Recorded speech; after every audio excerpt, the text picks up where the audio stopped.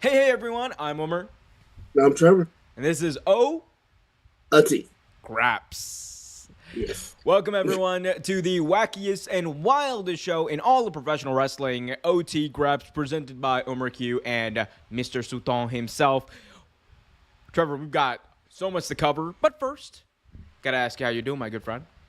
I'm good, sir. How are you? How was your weekend? Oh, it was hot. It is.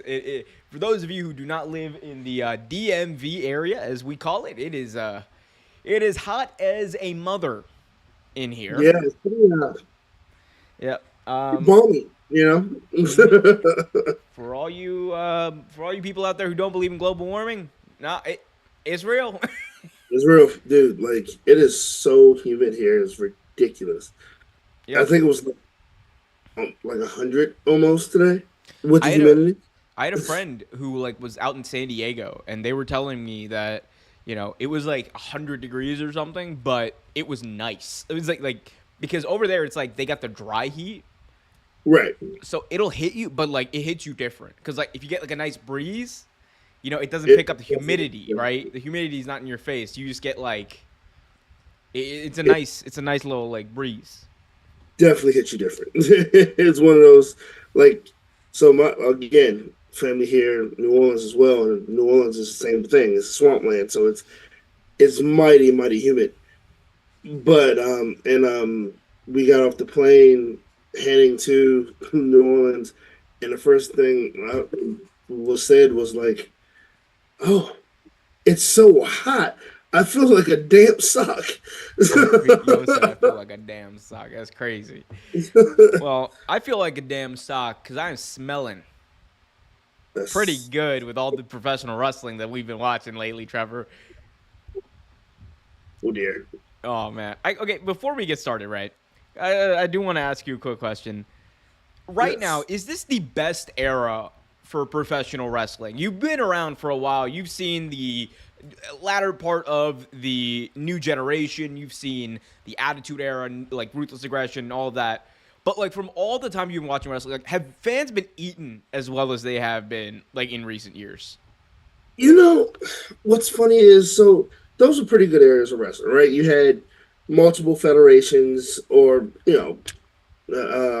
promotions. You had the indie scene wasn't as stacked as it is, but Mm. you had multiple promotions that you were watching, and multiple guys that were coming over, women too, that were coming up pretty good. So it was a great era of wrestling. But Mm. with that being said, progressively over the years, I want to say maybe 2017 to now or 2018 to now, like you're seeing things that you never saw back when I was growing up. You saw like of course AEW being made by actual wrestlers. Like this was a promotion made by actual wrestlers and a guy who had too much money and who enjoyed wrestling, and like and it's doing well. And then you have like WWE that tanked, literally tanked, and then they had to get rid of the problem, and they got rid of the problem. Now they're doing some of the best product I've seen in a long time. Like honestly, this if this isn't the best, this is one of the best. Like there's more young talent coming up. Like you can literally pick any indie promotion today and be entertained. Anyone you watch, like a dead was it dead something pro wrestling DPW Deadlock. Deadlock wrestling DPW in North Carolina. They're actually really good. A lot of underground talent. Like So I'm going out to you're, Seattle in a little bit, and like I'm like really hyped because I get to go see like Defy for the first time oh live, yes, good and stuff. like that's Good and that's stuff. for everyone who doesn't know, like Defy is like the promotion, like Nick Wayne, Darby Allen, like all the Yeah. Seattle-based guys, like they Defy really, has been put on the map yeah. by a lot of those guys. Defy is a great promotion, honestly. But yeah, man, like, and that just proves what my point. Like, it's a totally different landscape now. Like, and indie wrestling actually means something now. You know what I mean? It's not a joke like it was back then. I think like for me, and I think like I agree a lot. Like I think what it comes down to is like there is so much wrestling that's accessible at this point that no matter what kind of fan you are, there's something for you, right? Like if you're a hardcore fan, you got GCW. If you're, more of a like a sports oriented like MMA shoot kind of fan, like you can watch stuff like Bloodsport. If you want the grandeur and like the spectacularness or whatever of things, there's WWE. If you want like that, but a little bit more sports oriented and whatever, there's AEW. Like there's something for you everywhere, and it's so abundant. And like there's a lot of people who are nuts about pro wrestling, and that's a good thing, man. Like it means that like if pro wrestling, if people have the same feeling about pro wrestling as like others do about like comic books or Right. about like things like that, like all these other like different fandoms, that means that pro wrestling is healthy. And that means the business is good. That means more wrestlers are going to be inspired to actually follow their passions, and more fans like us, and, start a podcast and just start talking about it. I Like, mean, yeah. like another to add to your point, I don't think wrestling has been this prominent in the DMV in a long time either.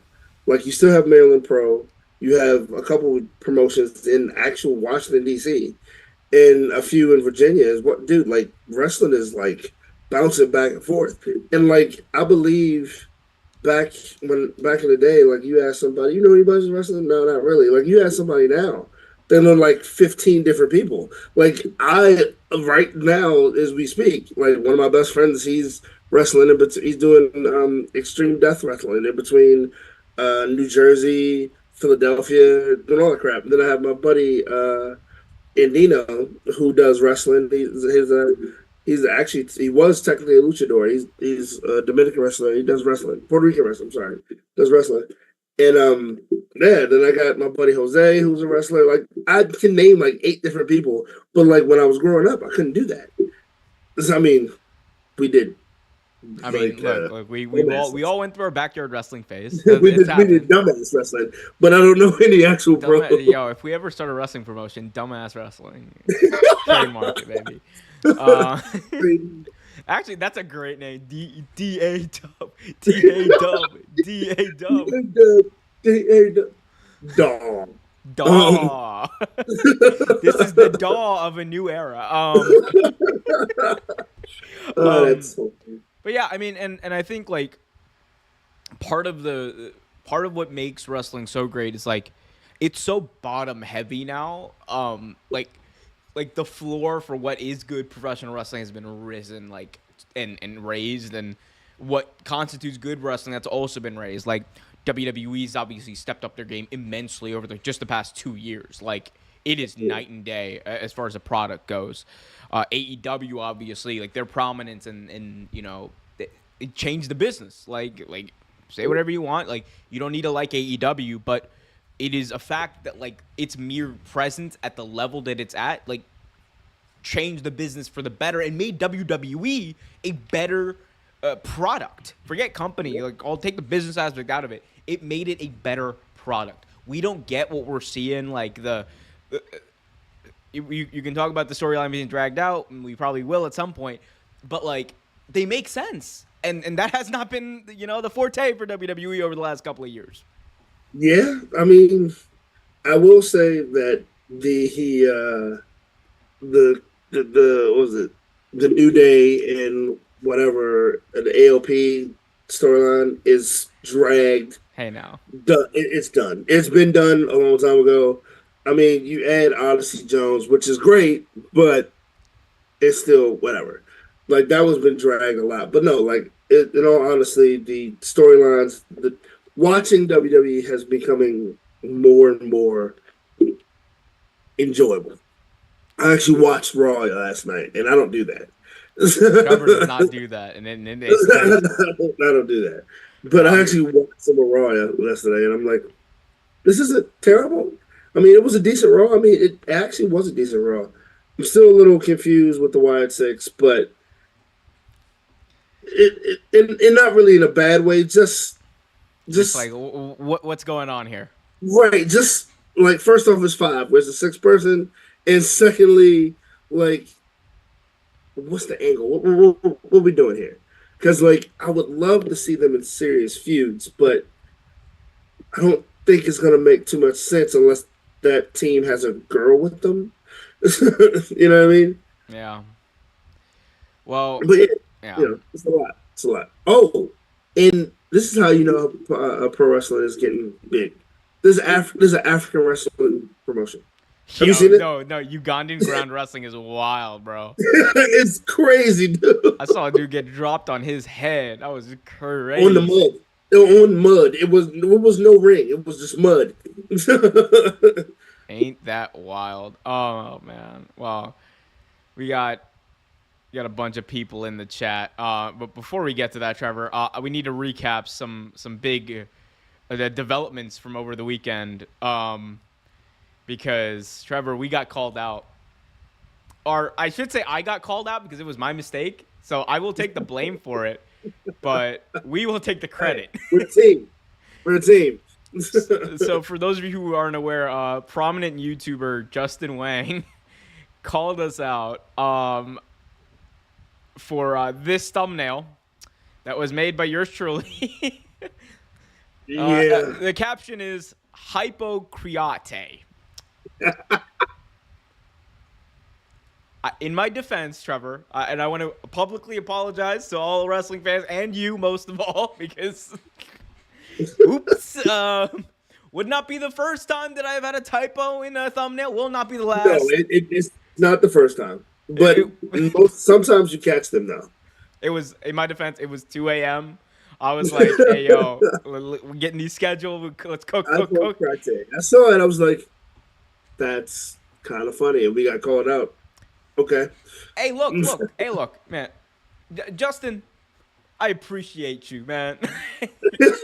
Bringing eyeballs to the Winner is you business. today. Winner is you. No, I mean, look, like it is what it like. Again, I will fall on this sword. This was my fault. I I felt, the wild thing is like the comment section of it was wild. There's like, I don't get it. He spelled it right in the title. How did he spell it wrong in the thumbnail? I'm like, look, it's to quote Forrest Gump, it happens. What? Yeah, it does. It absolutely happens.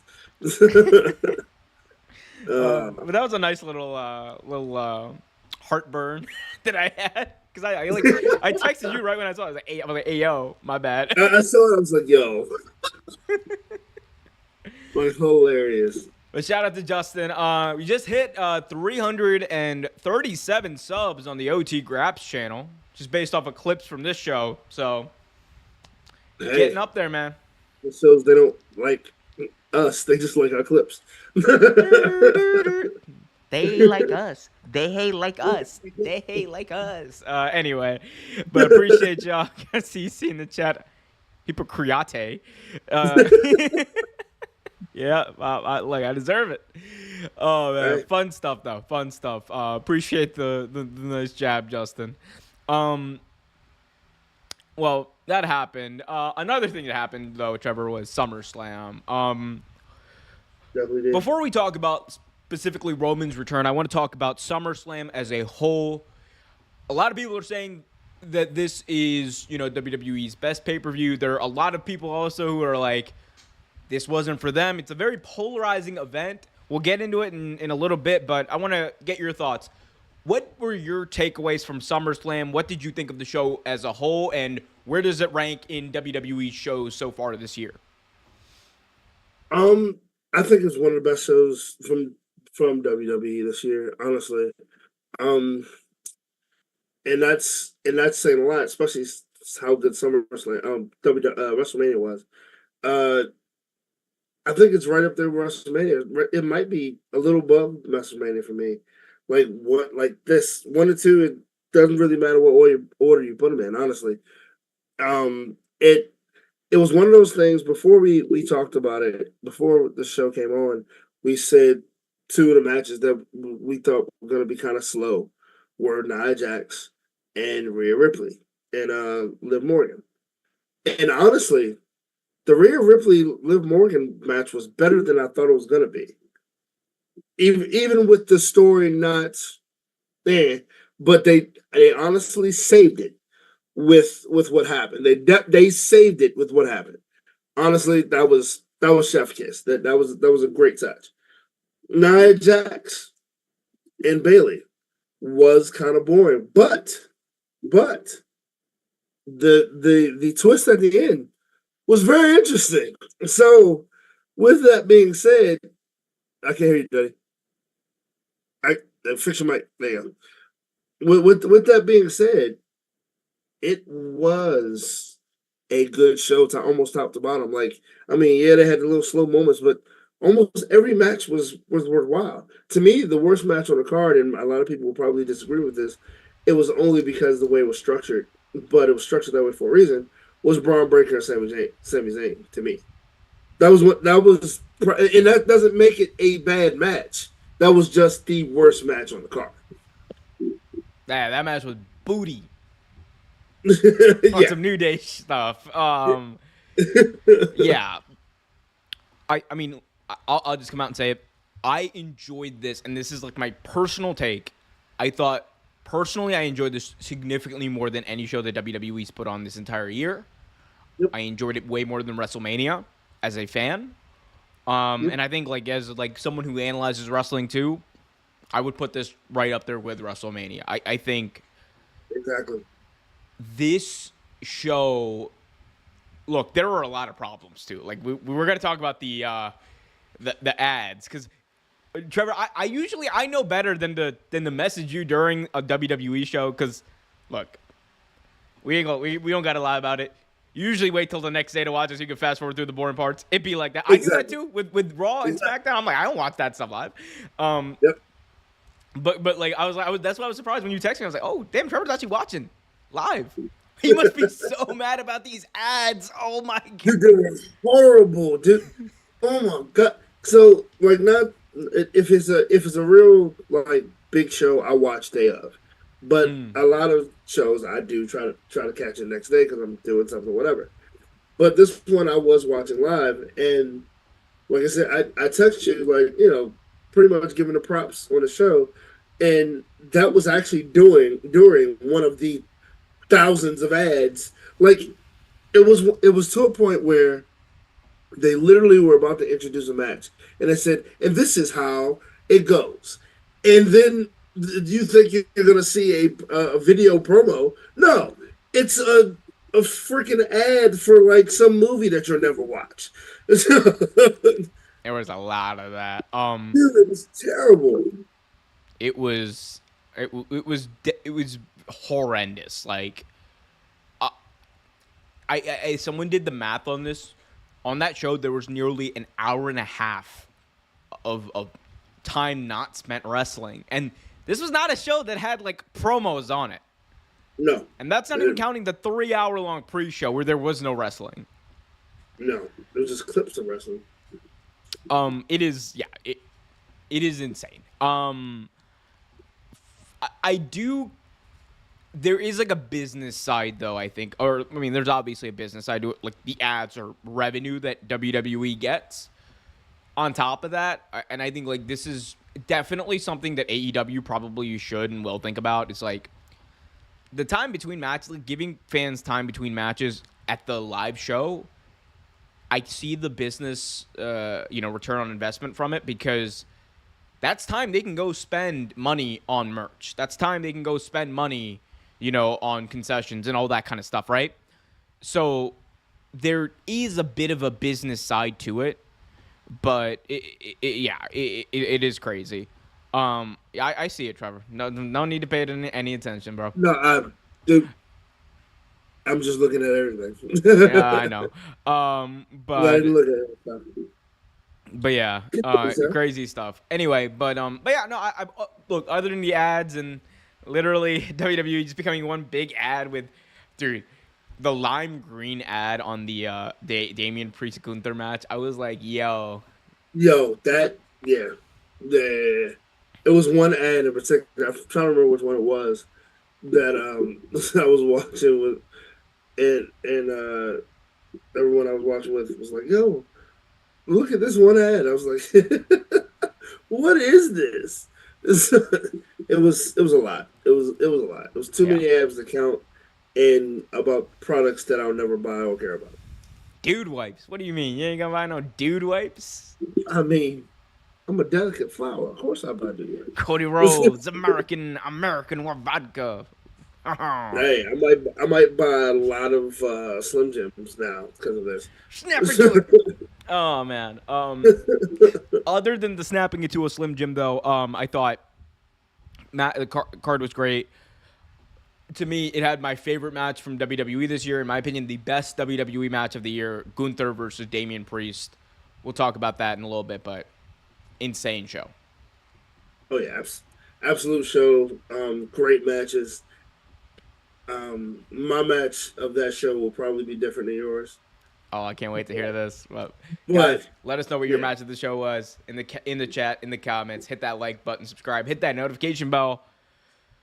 Trevor, let's get some of these chats. We got Jermaine saying it was good, but there were just some better pay-per-views in general. But the ads, long entrances kill me, and this is why it's so hard to watch WWE pay-per-views these days. I just wait for the day after, and that's fair. that's fair. Because 9 times out of 10, I do too. And like I said, unless it's a big pay per view, I try to catch a day of. But yeah, We got Jermaine all saying, oh, sorry, wrong chat. I think the next era with Braun, Nick Wayne, Shota Umino, Ren Narita, or Reno? Reno. I assume you mean Narita? Maybe you don't. I don't know. Billy Starks, Jungle Boy Jack Barry, Wheeler Yuta, and Jamie Hayter. I feel like this era is going to over the next great era. Yeah. yeah, I think so. I think all you're gonna see from here on out is just great wrestling, honestly, because like you mentioned, you have a lot of good people, coming up. So yeah, I think it's gonna be interesting. As long as they keep writing well, they keep good booking, you're gonna see great wrestling. Triple H's gonna be like, we're gonna wait like 3 more years to blow off this Judgment Day storyline. I'm gonna Triple H in the game. Yeah, the game is what happened. Man. CC saying Liv Morgan versus Rhea Ripley. That was really good. What? So look, the Judgment Day. The Judgment Day imploded at SummerSlam. I mean, you had Dominic Mysterio turning on Rhea. You had Finn Balor a year after the fact, a year in the making, turning on Damian Priest and costing him the world We title. should literally use our talents for money purposes, like because we were pretty much 6 for 6. We are look. If you want wrestling spoilers without any of the insider knowledge, right here. We just Yeah, look. we'll tell you. What's that? Oh, well, I was gonna say what's that Dave Chappelle skit, but we're not gonna do that. But I am Nostradamus, and this is Trevor Damus right here. We know stuff. It's crazy. Oh man, no, but it's crazy. But Judgment Day imploded. Obviously, like this changes the landscape of things on Monday Night Raw. What were your thoughts on the way we saw, like, almost methodically at SummerSlam, the way the Judgment Day kind of imploded? And look, now it's like set, like new Judgment Day, Liv Morgan, Dom Mysterio, Carlito, JD McDonough, and Finn Balor. And then you got Rhea Ripley and Damian Priest potentially on like a warpath. It's interesting because like we've talked about this on the show. I honestly think they were getting stale. I think they were getting a little stale. Like it something needed to happen, right? And last week on the show, I said I think Dominic Mysterio is going to turn on Rhea, and honestly, to me, that's the only thing that would have saved that match, and that is the only thing that saved that match. Like, the wrestling was great, by the way. The wrestling in the match was amazing. But if you're talking about for a storyline standpoint, that saved the match. It completely saved the match because they didn't build it up well enough for it to be a pivotal point, a story point. Like, dude, no one even knew they were wrestling until like maybe a week ago. Like, I did not know that this title match was happening until Omer told me. I was like, it is? Well, I'll be damned. They were on that Tony Khan Dynamite booking of 2023, where it's just like, and tomorrow night we have Kenny Omega versus MJF for the AEW World Championship for the first time ever. I was like, oh no, they blew it. But I mean, look, you mentioned stories. This was a storyline driven show, and It was. It really was. it was crazy. Like, and I think like the Judgment Day, like again, we can talk about like criticisms and things like that, but for the most part, like they have been one of the most consistent things on WWE TV over the last year. I think that the way they systematically like broke it down throughout the night was amazing. Finn Balor's turn, like him with that snarl, was just perfect. And then Dominic Mysterio, like I don't think there's ever been someone as well well booked like as a heel to come into the company like Dominic Mysterio. Like it is nuts because like the amount of heat he's getting is unreal just on a regular basis, and after SummerSlam it's like through the roof. They're somehow booing him more, Trevor. And I didn't think that was possible. Like, like this man gets booed more than Bobby the Brain Heenan used to when he was hot. Like, and that's a lot. Like this man gets booed a lot, and it's crazy because like of course, Dominic's wrestling in ring isn't the greatest. It's not the worst, but it's not the greatest. The best thing about Dominic is his heel traits. Like he's not the greatest promo, but it's What do you mean, bro? Mommy, Rhea hit me, mommy. prime stuff. He, But no, like I mean, it's not the best, but for some reason, he's a great heel. He is an awesome heel. You want to hate him. That's a face you want to slap. Like I just want to slap. Like that's pretty much what it is. Like, but no, like in doing what he did on Saturday, not only made him a killer heel, it live as well, made Rhea a massive face. And the same thing with Damian Priest. Damian Priest is for the first time in a long time an actual face. He was always a tweener, but he's an actual face now. I thought about this while the match was happening, but this was Damian Priest's like true like star making moment. Yep. Yep. When I go back and like think about what was the moment that made Damian Priest into like a main eventer, like I'm not really gonna think about the cashing in at Money in the Bank at WrestleMania. I'm going to think about SummerSlam 2024.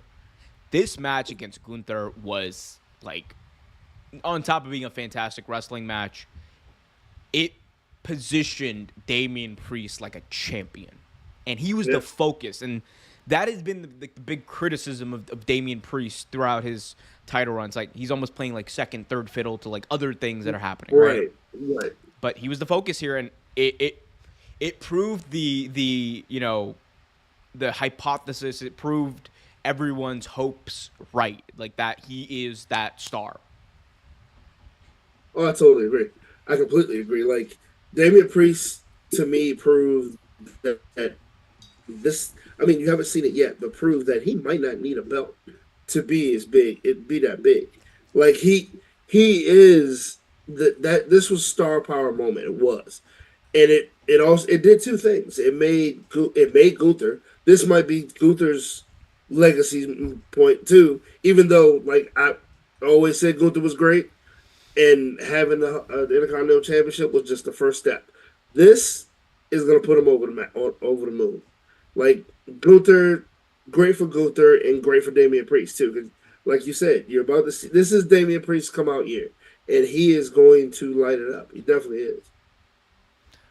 I can't wait. I can't wait to see what they do next, man. Judgment Day though, they are one. It's that and like CM Punk, like that and the CM Punk Drew stuff. It's like keeping Monday Night Raw must see every week. And look, absolutely, dude. They're doing it, man.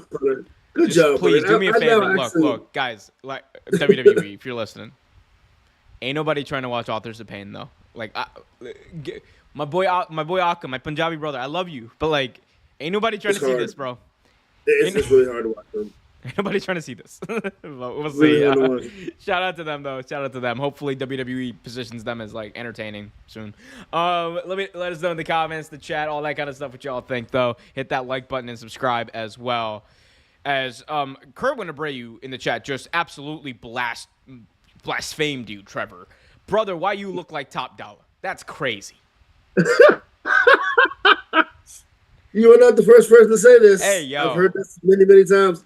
I can't change my DNA, brother. It just happens. Hey, yo. That's all I got to say to that. Kerwin's wild. Kerwin's usually the nicest one in the chat. Kerwin's wilding out. Like, wow, Kerwin. Yo said, brother, why you look like Top Dollar? It's like, remember when someone in the chat was like, bro, why you look like Baljeet? And I was like, I was mad as hell. I was mad as hell, bro. Someone said I look like Baljeet. Oh no, Trevor froze. Oh no. He's gone. Why am I frozen? Hold on. Oh, now he's back. He back. You hear me? No. You back, bro. Yeah, sorry about that. It's okay, man. We working through it. Do. But yeah, no, I absolutely like love the Judgment Day. Can't wait to see what they do next, man. I mean, it's gonna be fun to watch. Like you said, it was one of the best matches of the night. And you know what? One of the other matches that I thought was really good, I was actually a little surprised. LA Knight and Logan Paul. It was actually a really, really good match. Surprisingly enough. I thought it was booty cheeks, but that's probably because like I was like hating. Rightfully so. I don't like Logan Paul by no stretch of the imagination. I mean, I think it's at least if you want to talk about it, we can talk about it. I mean, it's I mean everything's kind of. Any thoughts on the whole Logan Paul thing? Oh, I'm sorry. You mean the gentleman that wrestled last week? Yeah. So I have a lot of thoughts on this. Actually, I've gotten into a few verbal confrontations online recently about this, and I actually watched your video as well. So, okay, here's the thing. Yeah. I have never pulled punches when it comes to the Paul brothers. Any of them. The Jake or Logan. And this week, both of them pissed me off.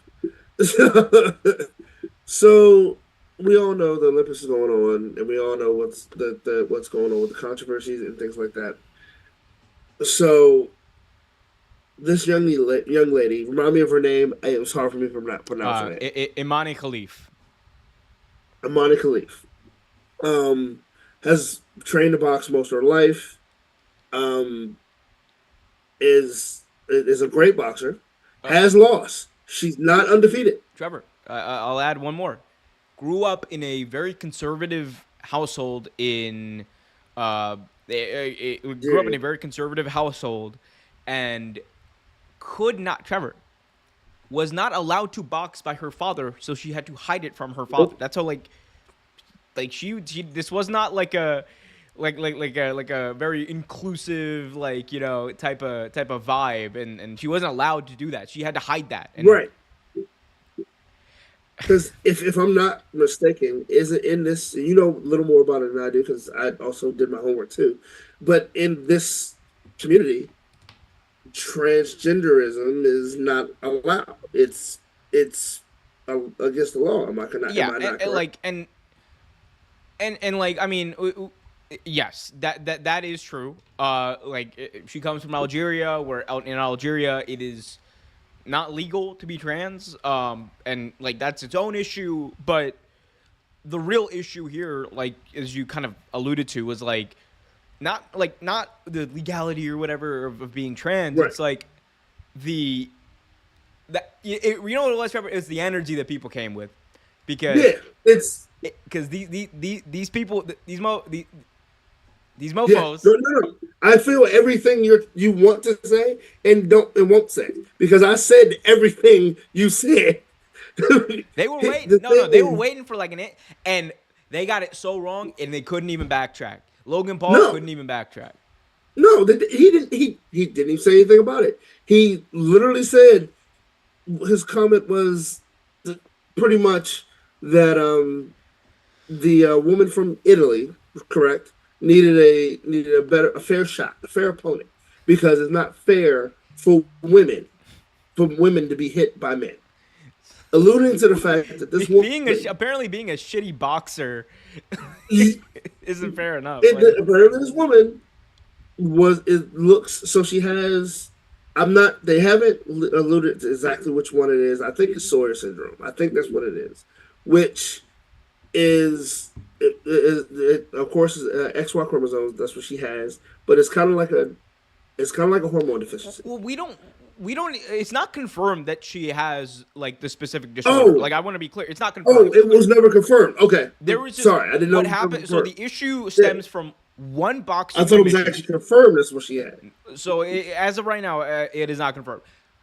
This all stems from one boxing commission that very like vaguely and like controversially like did like basically like for no reason. Like, it was It essentially didn't what make a happened lot of was sense. it was like a unilateral decision by like the head of one boxing like subdivision that like was like, look, I don't want her wrestling here, or I don't want her boxing here, and like it was like, and there was no real investigation, there was no real process to her being kicked Right. out. It was very arbitrary. Every other commission, every other body she's boxed under says that she qualifies. Hmm. There's There's something with the Olympic, and they went in on it kind of sort of. There's something with the way the Olympics test you that it can come up But like no, but she wrong passed every single test that was when she passed everything else. because Yeah, she's a woman. But but they say she's not, and then even the boxers she boxed previously say she's a woman. Like people that have beaten her, she's a woman. I'm a, The I'm gonna thing be real is, for her. this She woman, has like what 9 losses. Like, shout out to Imani Khalif. I hope she wins the gold medal. But like, me too, absolutely. be, But be, this yeah, the woman that she boxed couldn't take a punch, and since she couldn't, decided that hey, I'm gonna quit. She quit and made everyone think the reason she quit because she was boxing a man. And because of this, that Amani Khalif has been getting all this flack, all this stuff because of that. People have been talking about it or whatever. And my only question, Omar, is this: if these wonderful, fine Americans that have no problem talking about this poor woman, embarrassing this poor woman, berating this poor woman, saying horrible, nasty things about this poor woman, would put the How to Be a Shithead guidebook down for just a second and realize that in the same Olympics, there is a walking human cesspool that is a convicted rapist. That's the problem. Not whether this woman is a woman, because we know she's a woman. That piece of shit is allowed to compete for a medal. Is what the problem is. it's selective outrage, dude. Like, you It know what it is. is. You know, like look, I'll say, like the people like Logan Paul who did this. In my view, they were just looking for a reason. They were looking for Exactly. any They were. reason because a lot of people online are thirsty. They're thirsty for transphobia. They want to have a reason to call out, the trans community because it's an easy thing to do. It's easy to get engagement on tweets. It's easy to get YouTube views. It's easy to get clout from hating on and discriminating against an oppressed community. And that's just the way Right. it's always been, Trevor. You and I know that. Oh, absolutely. Is what it Absolutely. is. And the funniest thing about it is, Omar, she was in the Olympics before. This isn't her first time. And like one part that people don't talk about, and like this is the real unfortunate part, right? They have, like you could argue that they have like made her unsafe because like let's be honest, Algeria is no bastion for the LGBT community at all. Absolutely. There are strict laws against being a part of the LGBT community, and the way that people came after the way the misinformation about this spread, and it was like clockwork. I was watching it in real time. I was like flabbergasted how like wrong everyone was. Like when she goes back, there's a potential that there are going to be people who, no matter what, they've seen this misinformation, and all they believe is what they've heard online, and her life is less safe because of that. That's in danger, yeah. And no one cares about that. No one cares what she's going home to. But like you said, transphobia is only first and second to like racial slurs and anything else. Like the thing is people, we worry about the wrong thing and make the wrong thing a big deal because we're bored. And like we have nothing better to do. Like if you really want to hear something, like see how messed up the media and everything is, look on different times when like you have police brutality against a person of color. Look on that same day, not in the same city, a person that was Hispanic was also murdered by a cop. No one cared about that because racism sells. It sells, and that's what media does. Media puts out there what sells the most and what gets the most voices. Well, I mean, I think it's like, I mean, it's all horrible, right? Like no matter like what, like I think, but it's the proportions, right? Like it is without a doubt that like people in the trans community are like disproportionately like discriminated against in many different facets. Absolutely. Every 45 seconds in America, a trans person like attempts like suicide. It is insane. Like, and I just think like this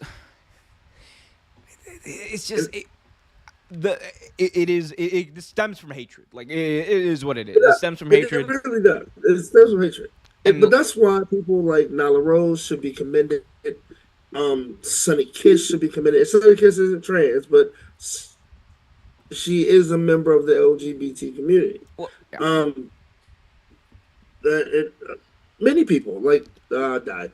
We've seen it with Nyla Rose. Like I've seen this strength. I've seen it first person with Nyla Rose with like I've confronted someone in the when crowd I was at Dynamite once for saying some wild stuff about Nyla Rose because and it's like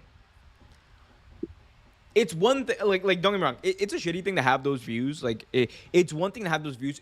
It's another, and it's like a whole different animal to spout the level of hate that we saw on the other day. Like it is like it really is like two different issues, right?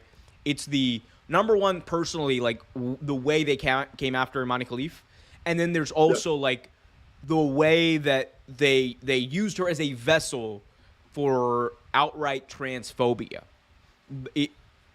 These are two side-by-side issues, and whatever happens, I hope Imani Khalif gets in touch with a fantastic lawyer and sues the hell out of a lot of people because there is some defamation happening. She wins a gold medal and sues the hell out of everybody talking trash because she's an athlete. She's a damn good one, and she deserves a medal. She deserves something. It's one medal.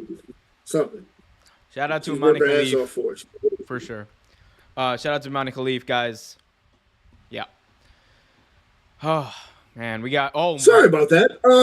Oh, Trevor, they coming after you today. Trevor, do you own a wig like Kurt Angle wore in WWE? No. Hey yo. I own no wigs actually. Hey yo. Actually. Yo, said bro, the chat was on some MVP stuff today. They were like, "I'm coming for you, Trevor." Look, Trevor looks happy. Let's go at him. Well, I mean, like this is like okay, this is insane. Does anyone remember when Omar drank Prime and spit that shit out of glass? Like, yeah. I was on a live stream once, I do remember that. and like, I tried Yeah, Prime, I remember that. genuine, and Which this was flavor was it? so this was this was okay. I've done both actually on stream. I did Prime Energy first, Okay. and then I did Prime the what's it called not the Gatorade whatever the thirst No, quencher. the prime sports drink. Yo, okay. First, it was like whatever the pink one is. That was the energy drink I had. I had like 3 sips of that thing, and I was like, hey, yo, like I'm done. Nah, this is anyone who's telling you that Prime is good is lying, or they don't have taste buds. Like there is no middle ground. It's super sweet. It's super sweet. But it's like that, bro. It's like the what is that? Sativia, like the artificial sugar. artificial sugar, like that sugar that's not sugar, and you're like, I don't taste right. That's what that is, man. Yeah, I had one, and like, well, one thing I will say that it didn't do, it didn't like, I didn't have a like heavy crash after it. The crash was okay, but as far as the taste, oh, it was garbage. The bigger issue, like, and look, it is an issue. That thing has over 300 milligrams of caffeine in it, and a lot of kids are drinking that stuff. I'm like, hey, yo. Yeah, like the thirst quencher. Look, kids are gonna have some stuff that's bad for them. It is what it is. Like that can be like a treat or whatever. But like, nah, the energy drink ain't no way. No kid under like, I don't know. In my opinion, like no kid under like even 16 should be drinking energy drinks. There's no reason. Oh no, not at all. I mean, honestly, neither should adults. But that's no one should. Isn't that like they're like banned in Europe? Like there's a lot of energy drinks, or there's a lot of restrictions on energy drinks in Europe. Like Red Bull and things like that. Mainly Red Bull, but energy drinks in general too. First off, get them, Trevor, and this is also a family show. I mean, I don't know what kind of show you've been watching for the past few years, but no. Look, we try to keep it light. Sometimes you're gonna run into things that are just they are what they are, you know. Yeah. Also, Logan Paul just started women's boxing revolution. Look, not in a good way. Indirectly, I hope so. I mean, yeah, like in the most positive way possible. Yes, I hope. Bro said that tastes like Timu Kool-Aid. That's crazy. That's crazy. Trevor, let's hear a Mankind impression. I'm sorry, I'm laughing. You got this, bro. You got this. I trust you. Timu. Kool-Aid. I'm sorry, that was great. I'm sorry, that was just great. Mankind impersonation. Mankind had that really high, crackly voice. Let's see if I can do one. My voice probably won't do it anymore. No, I'm not gonna do it. I'll give him one since he asked very nicely. It's so hard to do, Mankind. The Undertaker. See, even you have issues with it. He took my baby from me. He took my rat. He took my rat. He took my. Anyway, that's my Mankind. Mick Foley. He took my rat. Mick Foley's baby boy. So rip out your hair a little bit, you know. I've already ripped it out. Trevor was Mankind under the mask, in case y'all were wondering. I was Kid Mankind for Halloween one year, but it was funny. Anyway, said Timu Kool-Aid. That's crazy, bro. That's what got me, bro. Oh man. Oh man. Well, let's get into some other news, Trevor. Recently, it was reported that the Lucha Bros, Rey Fenix, and Penta's contracts are coming up, and they are leaving. Yes, indeed, leaving All Elite Wrestling, according to Wrestle Purists.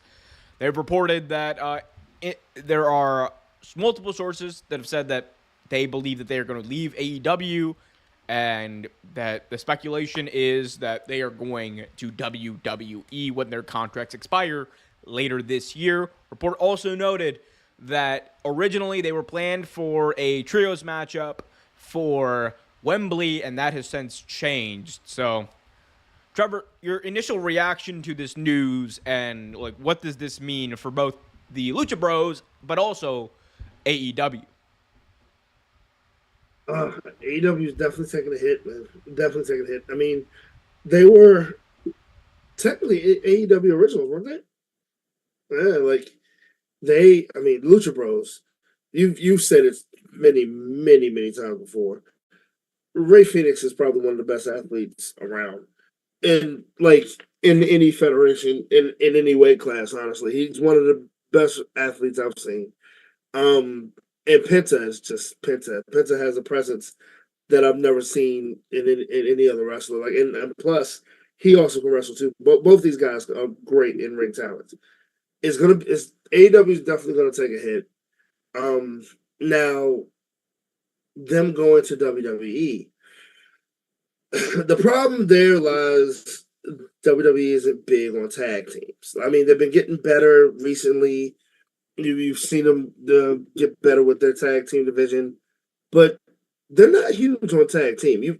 These guys are bread and butter are tag team wrestlers. I mean, they can do the individual thing. They've done it many times before. But if you're taking them as a team and you're putting them as a team, I wouldn't think WWE would be the place to go, honestly.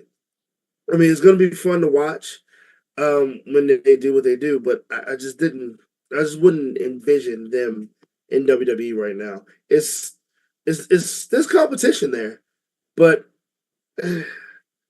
is it really competition there? There's their caliber.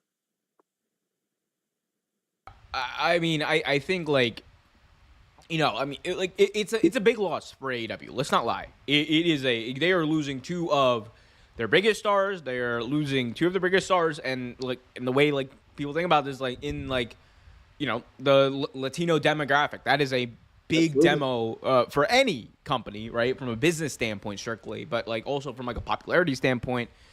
And on top of that, like they're going to likely WWE, and there's a lot of things to talk about when you mentioned like their AEW runs. Personally, I'm of the opinion they peaked very early in AEW. Like those first 3 years, 2019, 2020, 2021, they were fantastic. Like one of the They best had one book of the best things, matches. They're one of the best best book. pay-per-view matches. Yeah, exactly. Like and like it peaked in like arguably the best tag team match of all time at All Out 2021 steel cage match with the Young Bucks, right? So Absolutely. it it's a weird thing, right? The way I see it is I it's tough because like like in WWE there might be limitations and all that kind of stuff, but at the same time they were not being booked well in AEW. Like their booking the last 2 years, and some of it was injury, some of it was other stuff, but like it's not been there. And sometimes you need a change of scenery. Sometimes you need like leave the territory. You talked about this a bunch, right? Sometimes Yeah. I think this is one of those moments. It's just time to leave the territory. Yeah, I think so too. Honestly, I mean, it's gonna hurt them, but like, I I think they should leave it. And honestly, like you said, WWE is just not the spot. Like, I would go back to Triple A. Honestly, No, that money in WWE is gonna be crazy, man. it is. Oh, they're gonna pay them out the wazoo. They don't get buku money. I will say this though. I do think there's reason to believe that WWE is going to start taking their tag team division way more seriously. And I think, like, you're bringing in potentially the Lucha Bros right after you're reportedly also bringing in Motor City Machine Guns. That is going to, that's going to inject some fire into that tag team division that's very well needed. Motor City Machine Guns are still like, even at the age they are now, they're still good. They're one of my favorite indie tag teams. Like, they are. Oh my It's god! it's insane. It's insane. I saw them. Buckhouse Brawl. Them and was it? Uh, it was Tyler Black and what's the name? Oh, Jimmy. Not Jimmy. Oh, not Jimmy. Jimmy. Not. Oh my God. The I Tony always forget Khan's his name. Tony Khan's assistant. I can't believe I forgot his name. I always forget this guy's name, dude. Yeah, I know what you're talking about though. Yeah, but they were part of the Age of the Fall at the point. They were on their way out of Age of the Fall at that point. But and dude, Jacobs, that was Jimmy Jacobs, Jimmy Jimmy Jacobs, Jacobs. That's his name. That JJ. was man. That was a hell of a match. The Motor City Machine Guns. If you've never seen them, the, Jermaine. That's Jermaine. That's another team you need to check out. Like I know you like your wrestling. If you don't know about the Motor City Machine Guns, check them out. Oh, amazing, amazing, amazing team. I can't believe they've never had a run in WWE. I remember the first time I ever saw them live in person was I went to it was like I was in like New York for work and Mhm. like there just happened to be like Rumble on 44th Street. This was like Was that the GCW joke? no, this is New Japan. It wasn't last year. It was the Okay, year yes. before. It was 2 years ago. Oh my god, Gotcha. it was 2 years ago. Wow, I'm old. But it was like Mark Davis and Kyle Fletcher versus the Motor City Machine Guns, and Ooh. it was an insane match, man. Like, Oh and like man. seeing the Machine Guns live, man, seeing them work, there's like a new appreciation for their craft. Like, I think pairing these teams up, like getting to see that action is going to be great. On top of that, like, you want to know what I'm most excited about, Trevor? The potential for us to see Ray Phoenix and Montez Ford, a dream match that I personally have been wanting for a long time.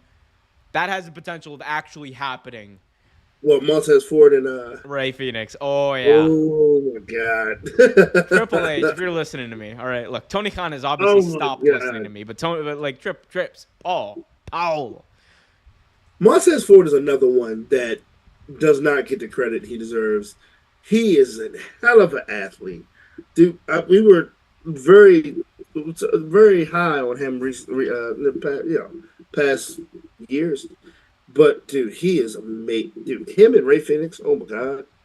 Oh, Get woo, ready. that'd be a great match. Oh, get ready, man. It's going to be crazy.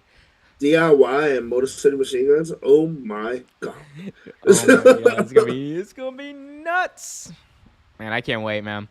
Um yeah, oh god, the Motor City Machine Guns, man. Like I can't believe WWE's about to be eating. Yo, I hope WWE just lets them go, man. Just let them go. Let Please, them just do let them their do what they thing. want, dude. Yeah, it's gonna be crazy. Yeah, I was just excited. Can we talk about something real quick before we talk about Yes, Becky Lynch? Because I know please.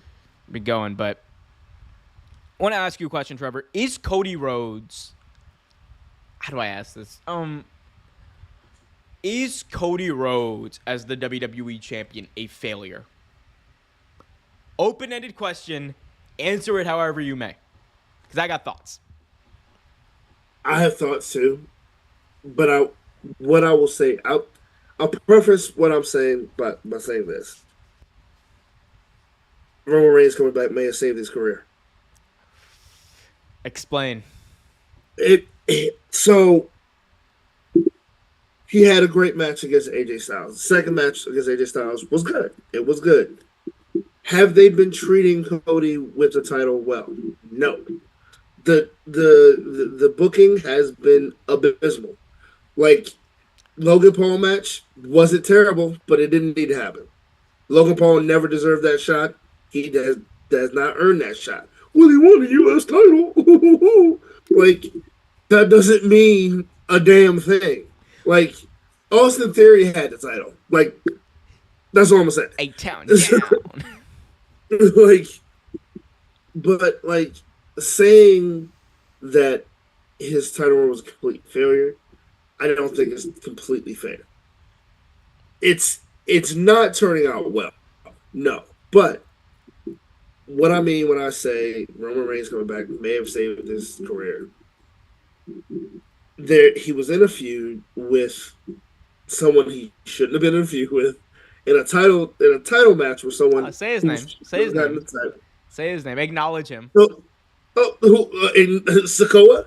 Acknowledge him. Yep. Acknowledge the new tribal chief.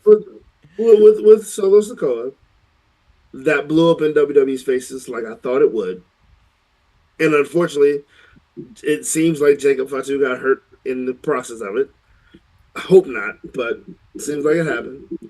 Um, But with all that happening, Roman Reigns coming back, saving Cody in the middle of it, which was, if you notice, he didn't really save Cody because Cody was the reason that both of them were on the mat.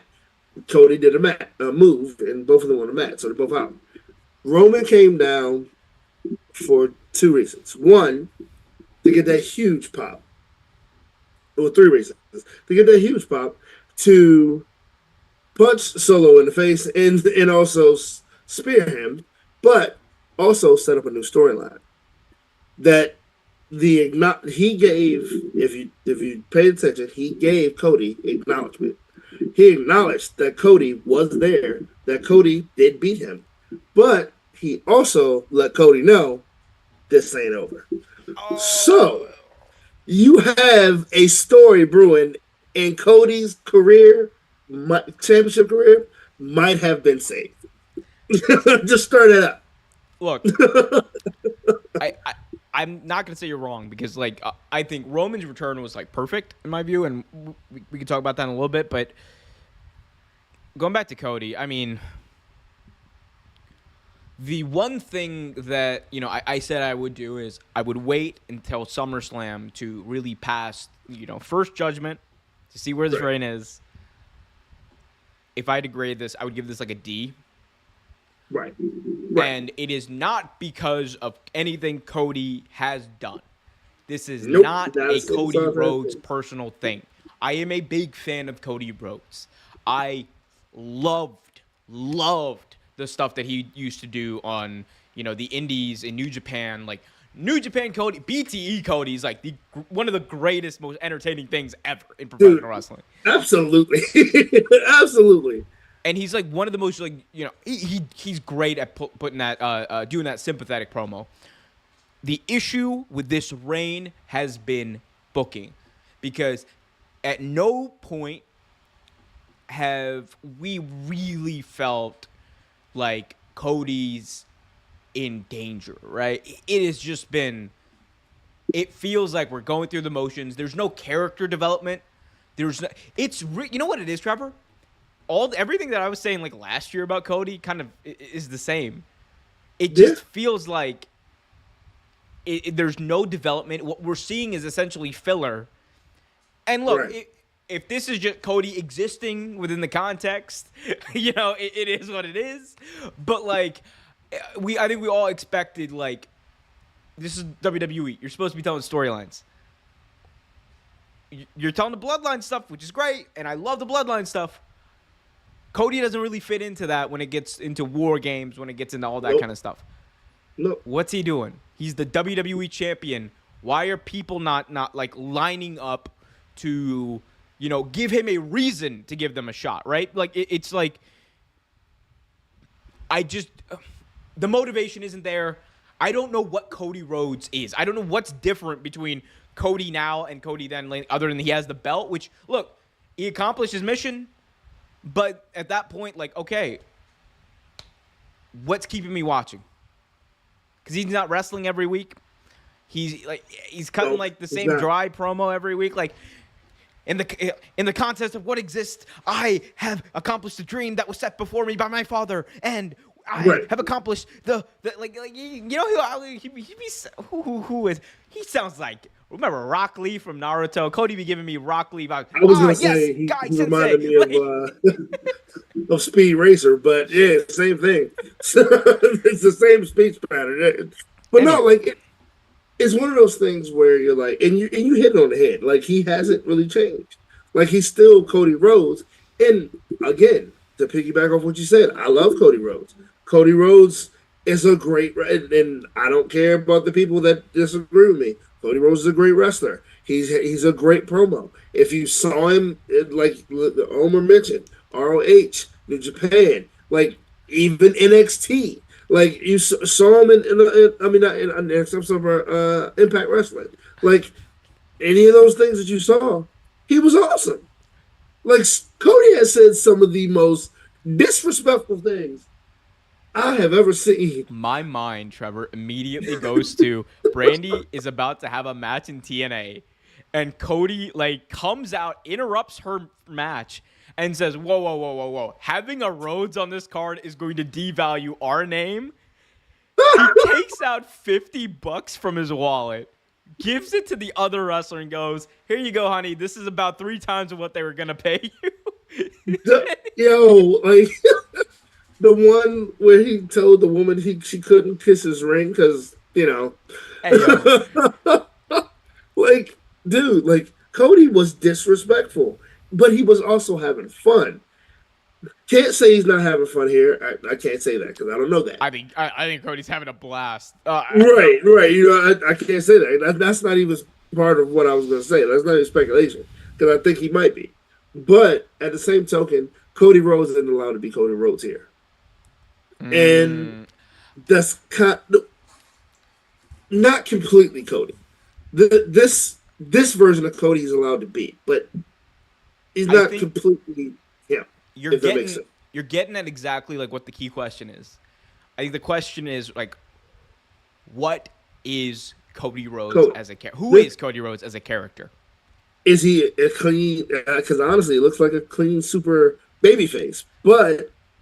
And if that's what it is, that's what it is. It's that's not necessarily fine, but that's not even completely defined. You know I mean, it's not going to make for good storytelling, but or like initially, like it's just going to be like going through the motions, which is what it feels like. And look, I don't think either of us are going to be like whatever happens after Mania needs to like live up to what happened at Mania. Because like, look, historic buildup, historic moment. You're never going to get to that level of stuff like after he wins. Right. No. But I think everyone was expecting character development, like someone making it really personal with Cody, maybe like things like that. Like we never got to it. And the only person that was even close to that was AJ Styles, and honestly, it wasn't even like that. Wasn't man. It was even the same. Like, that wasn't even close. You're dead. I'm AJ Styles. You're dead. You know he was down in NXT now. Like sorry, AJ. Can I get the feud that we never really got? Randy Orton and nope. Randy's on Raw. That's what I wanted. I was waiting on pins and needles to say, "Hey, Cody, we're friends," but I gotta kick in. I was so mad because I was like, "There's one thing that could save this, and that's Randy RKOing Cody in the middle of the ring." And like that's a feud. You could have had Randy legitimately win that belt. And it would have progressed the story. It would have been. But, Trevor, I think they're going to stick. Cody's just going to stick around with his bloodline stuff. And I've said it. You and I both said it. It made sense that Cody needed to be the one to beat Roman. No one is saying he shouldn't have. But the bloodline story never needed Cody. And Cody didn't need it. Him being in it was like an ends to a means, and we all understood that, and it was fun along the way until it wasn't. He does not need to be still messing around with the bloodline. He doesn't. He needs. See, honestly, I feel like he's on the wrong show because he needs challengers like Drew McIntyre. He needs a Seth Rollins. He needs a CM Punk. Like he needs a Gunther. Like, all of the feuds that people want to see Cody with is on the other show. Dude, like you honestly, right now, with Chad Gable, the way Chad Gable is, that'd have been a hell of a feud. Hell of a feud.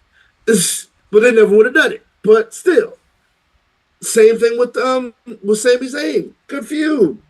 Adrenaline and resolve is something Cody Rhodes. Yeah, exactly.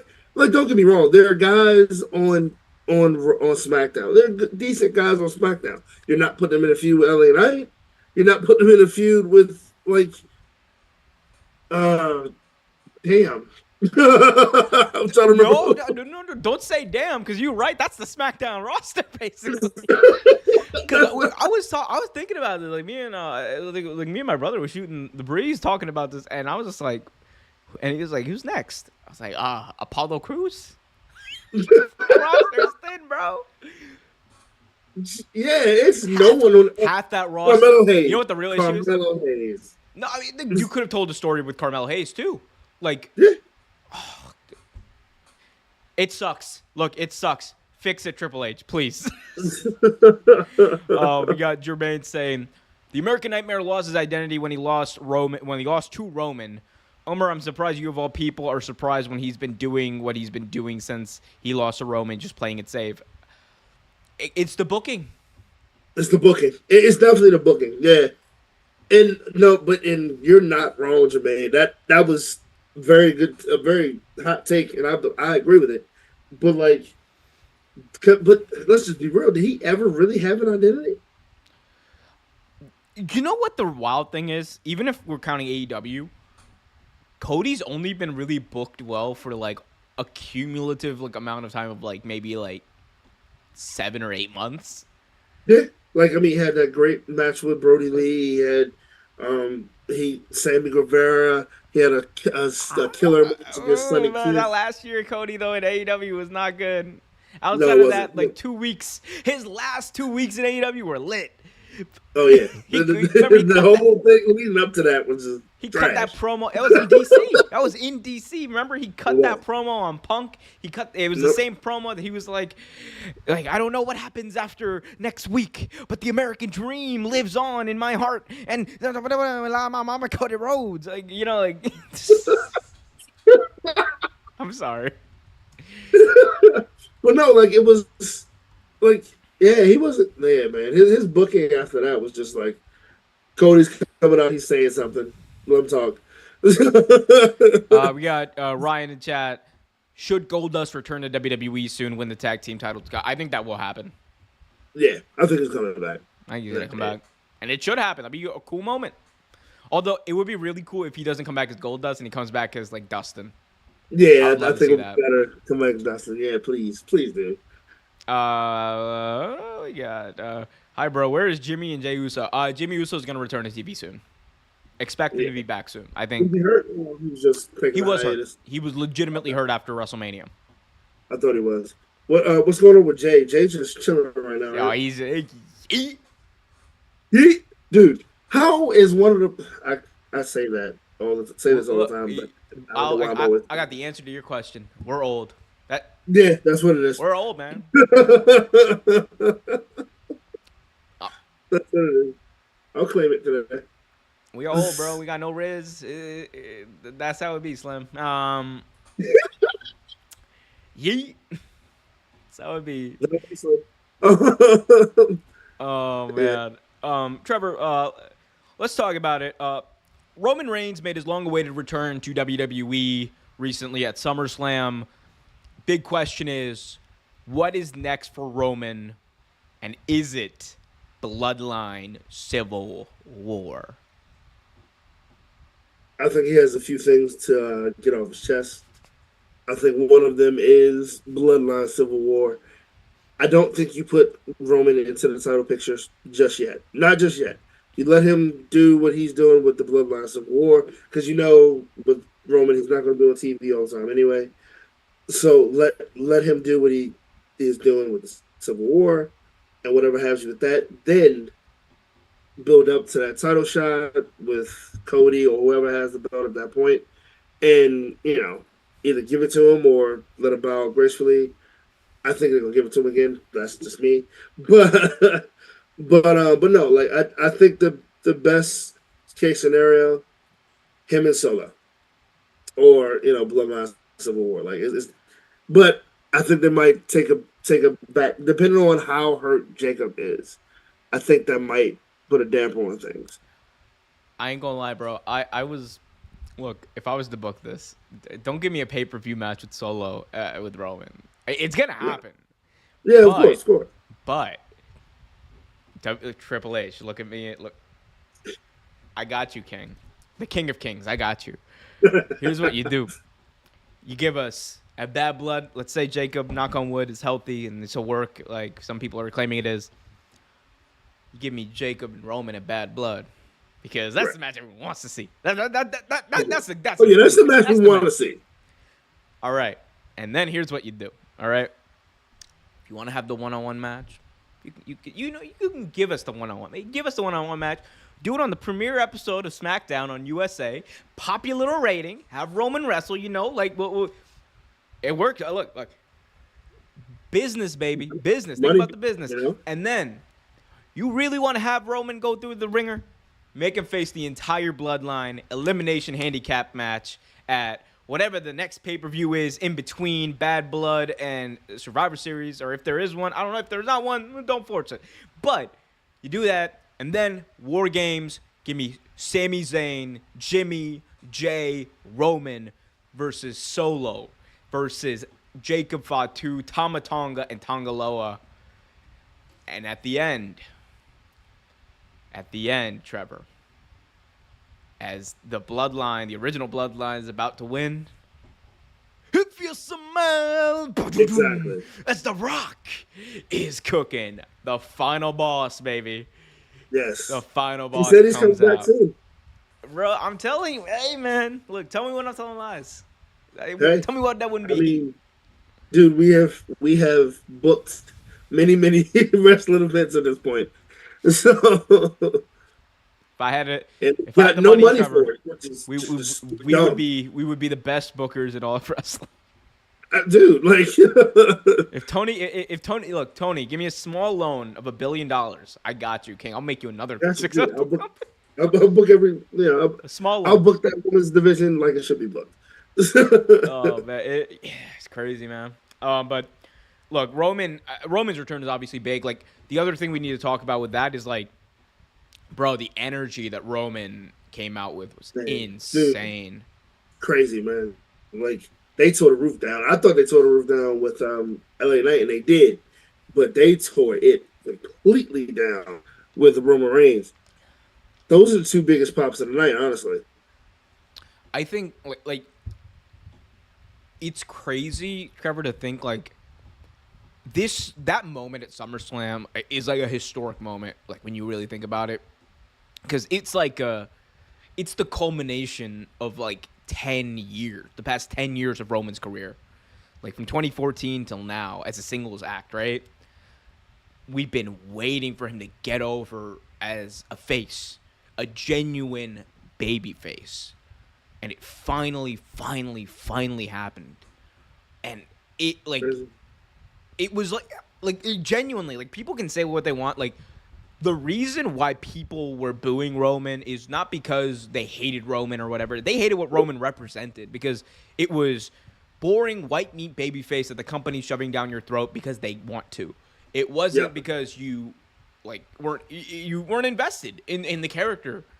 And I think like this specific moment was like, finally, they gave us the Roman Reigns we've been waiting for, asking for a decade. And you saw the reaction. The people love him. And like, they absolutely do. You and I have both been on this journey with Roman Reigns. Like you and I both always said like we like Roman, but it's like do something with him, right? And what SummerSlam was that? Was that SummerSlam with John Cena that when we were watching at Dewdrop and we were like, acknowledge him. No, a lot of people were like acknowledge him, and I was like,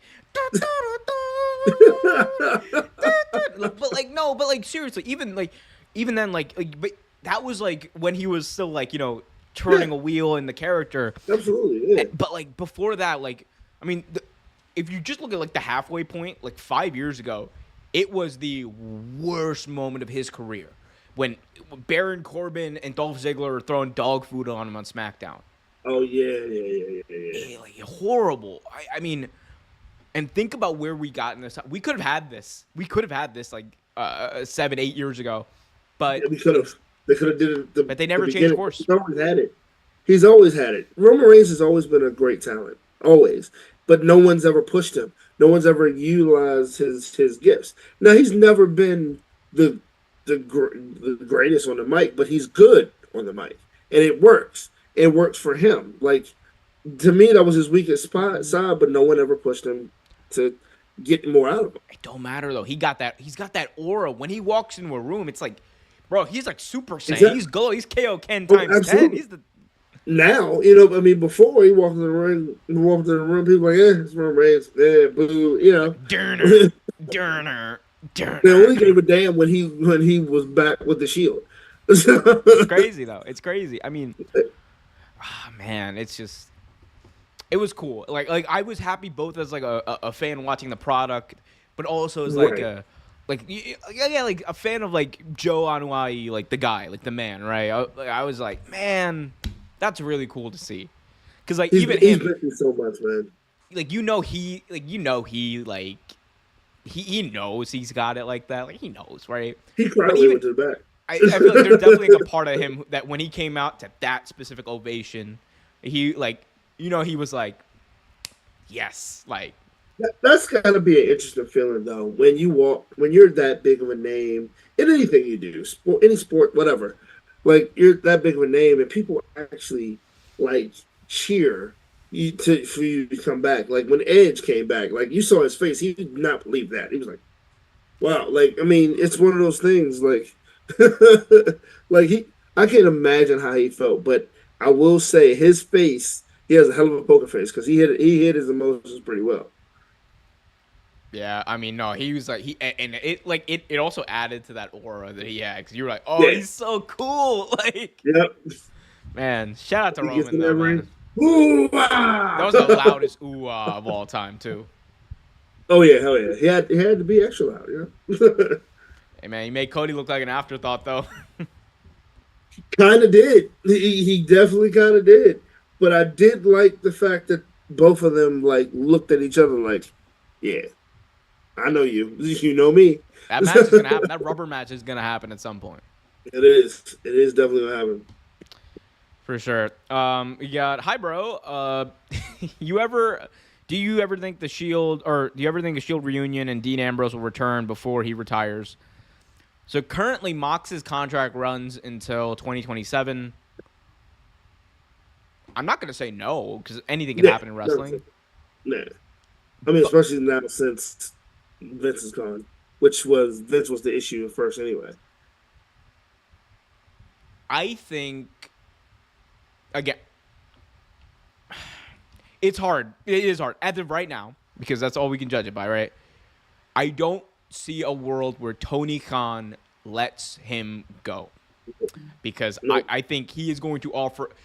Moxley is like, you know how like TNA kind of like hung on to Sting for a Yeah. long time, and like one of the reasons for it was like Dixie always said that like no matter what, if I have Sting, like I know that like I have a guy, I have the guy I can always go back to, right? If all else fails, if Right. Angle, Hardy, all of them burn out, I got Sting. I think Moxley's in a very similar position in AEW. Like he is the true ace of that company. When the chips are down, we've seen it happen multiple times. When the champion gets hurt, the chips are down. Mox is the guy there to pick it up and run in for a touchdown when the ball is fumbled, for lack of a better term. And I agree. I totally agree. and that type of guy I think is invaluable. So it would have to be, I think, Mox saying, I want to go to WWE.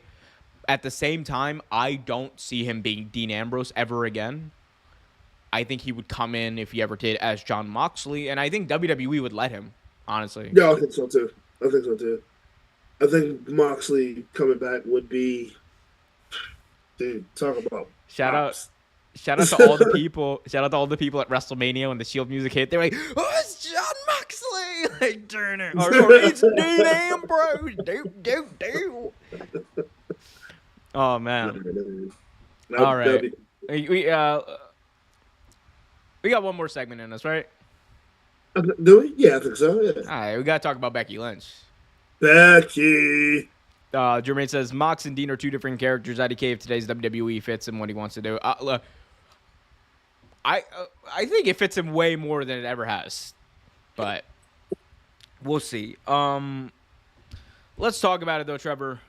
Looks like Becky Lynch may be retired, as she took to Instagram the other day when her A&E biography premiered and said in a caption that, quote, I'm going to read it out, "It's been a hell of a career.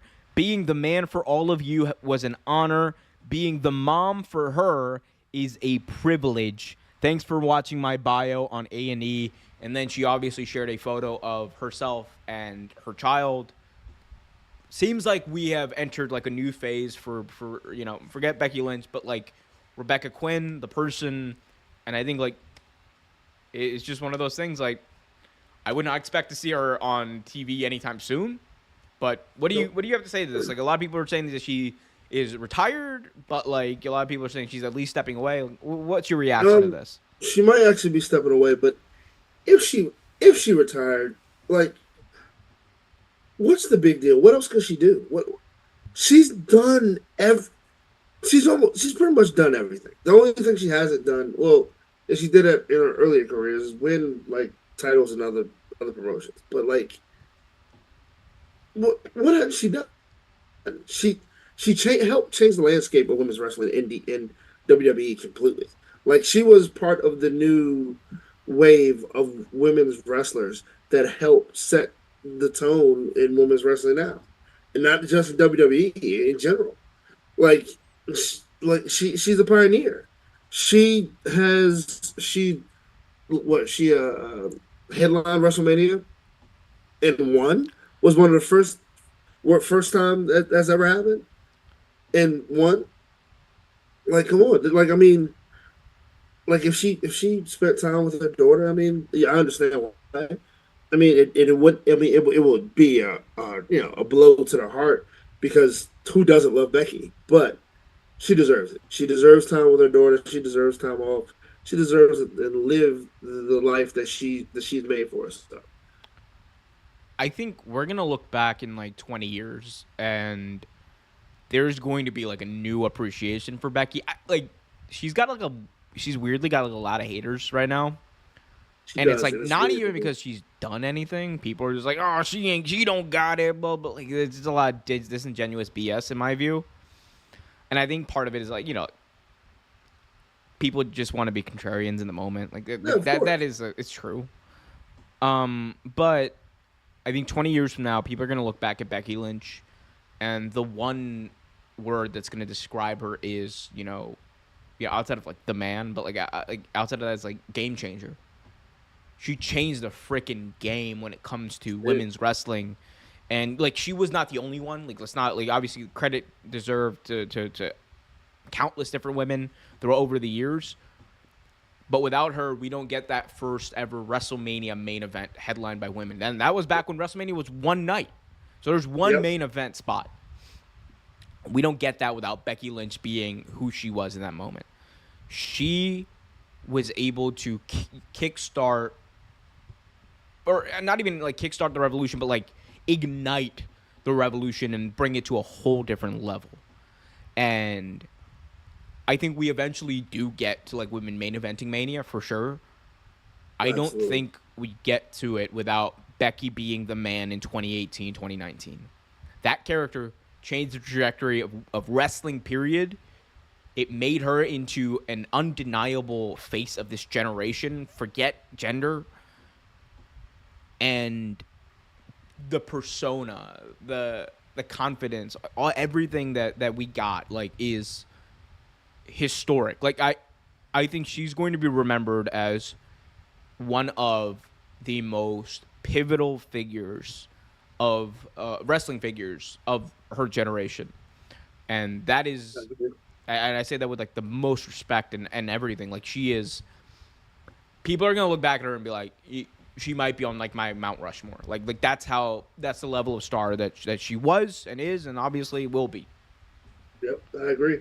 Like she's definitely top five women's wrestler of all time, and She's my in number one. mine, I was about to say in mine is number one, but she's she has done so much, and like she can't do anymore. I mean, she's changed the game. She is the man for a reason.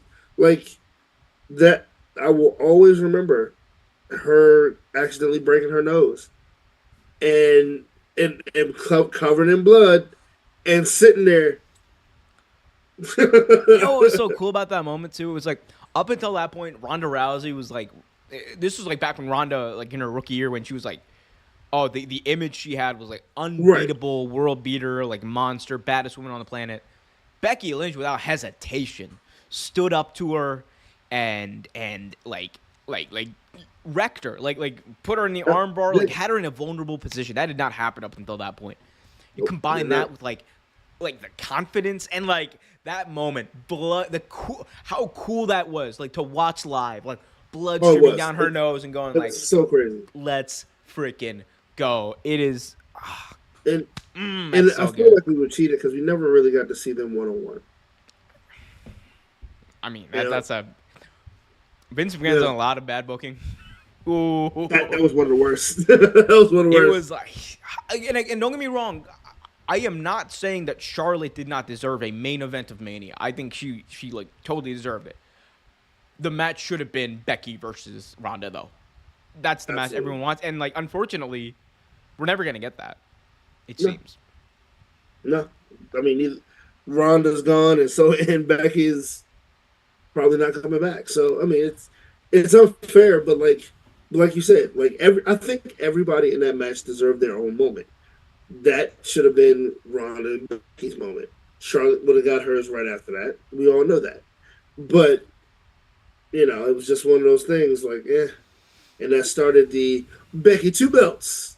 Yeah, man. I mean, God, it's so cool to look back at that era. I mean, personally, I think she'll be back at some point. Might be a year, might be 2 years. I don't think she's ever going to be back like 52 weeks a year anywhere. No. If she did come back to wrestling and it was not in WWE, I would be very surprised. Yeah, if she comes back, it's definitely WWE. It would be wild, though. Like, it would be insane if she went to AEW. At this point, yeah, absolutely.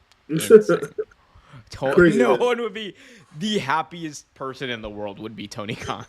He would be like, oh, yay, look, another great wrestler. Becky, yay. All the money. Come on, let's go, baby. We're going to ride to the moon. I do have an interesting question for you, though. Go for it. When is Tiffy time? Where's who? Tiffy time. What's Tiffany Stratton? When is Tiffy time? When is Tiffy time? That's a question. When are we going to see a Tiffany Stratton title? Hey, look, that's a question for another day. But that day is right now. I mean, I think it'll happen. I think she's going to cash in on Nia at some point. Like, that's what they were alluding to. Yeah, I think it's going to happen. Because she was looking at that belt after Nia won. She was like, she was looking right at that belt. I think she's coming for Nia. I think it's going to be interesting. Jermaine says, Becky's never really done it for me, but I respect the career she had. Let's not lie. We all wish. No, I'm not going to say that I wish Charlotte was retired. I'm not going to say that. I think Charlotte's a great wrestler. Like, she's also. A great wrestler. Here's this, and I mean this in both a compliment and like a critique. Charlotte is like the Randy Orton of her era. In that, I realize Charlotte and Randy, they're not for me. It's cool when they're on TV. Like, I get it. And they're great in the ring. And they're capable of so much greatness. Their characters are just not for me, personally. And I feel like Charlotte was kind of pushed down our throats a lot. A little bit, yeah. It came down to it. But, like, I get it. Again, great wrestler, amazing wrestler. I enjoy some of her matches. I don't necessarily enjoy her as a character. She's not my cup of tea. But, I won't deny the fact that she's good. Not at all. Not at all. Well, man, we've been at it for a while. Anything else you want to talk about? I think we have said everything I can say today. You ain't the only one. Well, Trevor, in that vein, what are you watching these days? I just watched House of the Dragon. Finished that up. So good. So good. So God, good. I gotta wait 2 years, Trevor. Yeah, I still wait for Invincible, so okay, yeah, you're gonna be waiting around like 6 years for that. Exactly. I'm gonna be like 45 when it happens. Oh, I didn't know it was coming out next year. Batman Crusader. Have you seen it? What is? Batman the Crusader. No, it's on my list. Tomorrow I'm gonna start watching X-Men '97. So you just let me know when you start watching it. Look. House of the Dragon is over. The Boys is over. I got time in my content wheel. I will say Batman the Crusader is very good. It's It's like the Batman anime series. It's very similar animation, but it's a re-imaging of Batman to a Mm, degree. Certain things are different, um, and most of them in a great way. Yeah, it's definitely worth watching. I think I'm interesting. on episode 7 or 8 of Mm. 10. So yeah, it's definitely worth watching. Have to check it out. I mean, like you, I was watching House of the Dragon. Yep. Fantastic, fantastic, fantastic show. The Boys as well. I was watching The Boys as well. God, crikey. Man, we are living. We might be living in the best generation of television to be We honest might with you. be. We might be, sir. I mean, don't get me wrong. There's nothing out there like Star Trek, the original series. But No, Star Trek was awesome.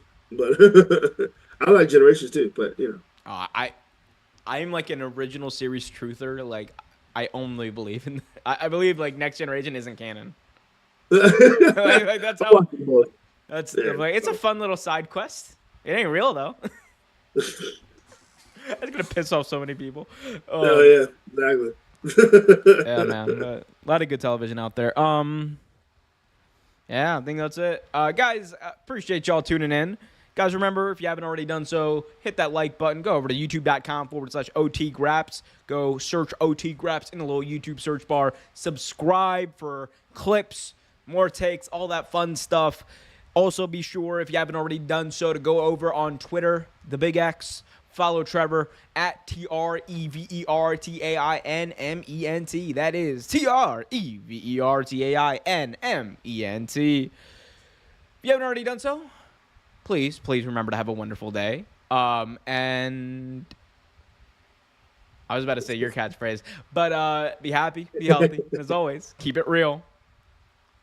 Love those who close, love those who far, and just enjoy yourselves. Like I said before, tomorrow isn't promised for anybody, so love those. Love those who love you back. And sometimes those who don't. Hell yeah, hell yeah. All right, guys, we're out.